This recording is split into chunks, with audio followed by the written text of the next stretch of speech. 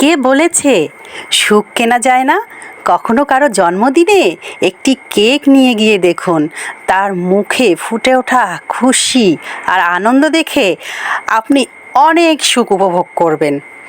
তাই কারো জন্মদিন এলে আপনি যদি তাকে ছোট্ট একটা কেক দিয়েও উইশ করেন, সে কিন্তু অনেক খুশি হবে, অনেক আনন্দ পাবে। আর আমার ব্যবসাটাও সুন্দর হবে, কারণ আপনারা যদি কেক না কিনেন তাহলে কি আমার চলবে বলেন? আপনাদের জন্যই তো আমি এত সুন্দর সুন্দর কেক বানা শিখেছি। যাই হোক, আজকে হচ্ছে আমার ছোট্ট আপ্পিটার জন্মদিন, তাই আমাকে কেকের অর্ডার দিয়েছে কালকে, যে হচ্ছে 4 পাউন্ডের চকলেট কেক। তাই আমি কেকটা এই যে রেডি করছি, এদিকে কেক হয়েই গিয়েছে।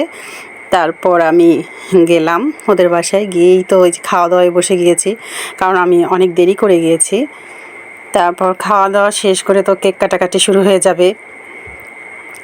যাই হোক, কেক ছাড়া আসলে মানে যে কোনো আপনি প্রোগ্রামে গায়ে হলুদ বলেন, জন্মদিন বলেন, বিয়ে বলেন, এখন তো কেক মানে কেক ছাড়া কোনো কিছুই মনে হয় হয় না।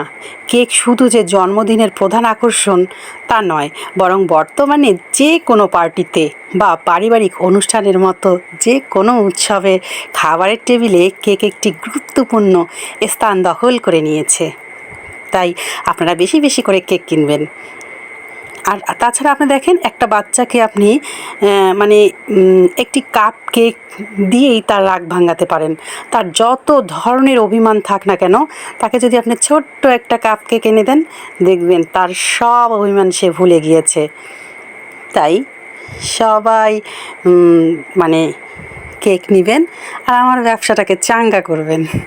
যাই হোক, এই যে আমার আপ্পিটা কেক কাটছে, ও চকলেট কেক পেয়ে তো খুব খুশি।